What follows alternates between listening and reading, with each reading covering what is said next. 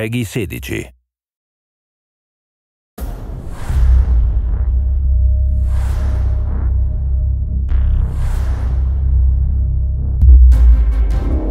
The opportunity to work in the Batman universe is a real privilege. There's a huge level of expectation. You want to create something that stands up with all of this other great fiction and Batman lore that's been told over the years. It was such a great concept of Batman being victimized by all the characters.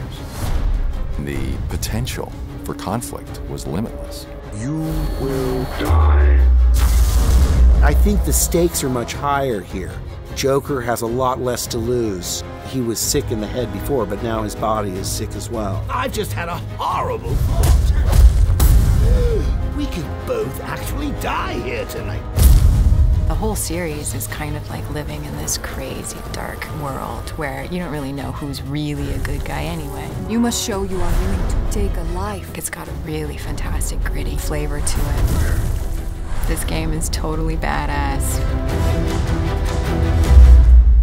Writing a story for a game is completely different, I think, to writing a story for a film. We're regularly writing hourly crescendos in our story to keep people playing, to keep them interested. And then obviously the long-term story arc, you know, Batman's poisoned, what's going to happen, he's dying, Joker's dying, where's this going? If you wanted to be cured so badly, you only had to ask. The great thing about Batman's Rogues Gallery is that everyone's a bit different, everyone's out for their own end, and all those things they're trying to achieve are slightly different. Bring out the defenders! What got us excited is what if you have this huge district of Gotham and then you put all of these supervillains into it. That was where the genesis of the story was. You will regret what you did, Mr. Cobblepot. To tell a classic complex Batman story in this huge open world we created is obviously a bit of a problem because, you know, we never know where the player's going to go. One of our solutions was to develop the surveillance system so that at any point you can listen into conversations that are happening live around you. There are lots of these kind of story elements that we are constantly drip feeding you throughout the game. They're all talking about events that you have witnessed or seen or been part of. What the hell happened? Don't know. Gas leak? In a church rooftop? A gas leak? No way.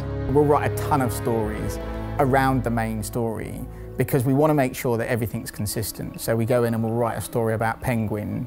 How did he get there? What was he doing before he came to Arkham City? Where does he go after Arkham City? And we'll do that for every character.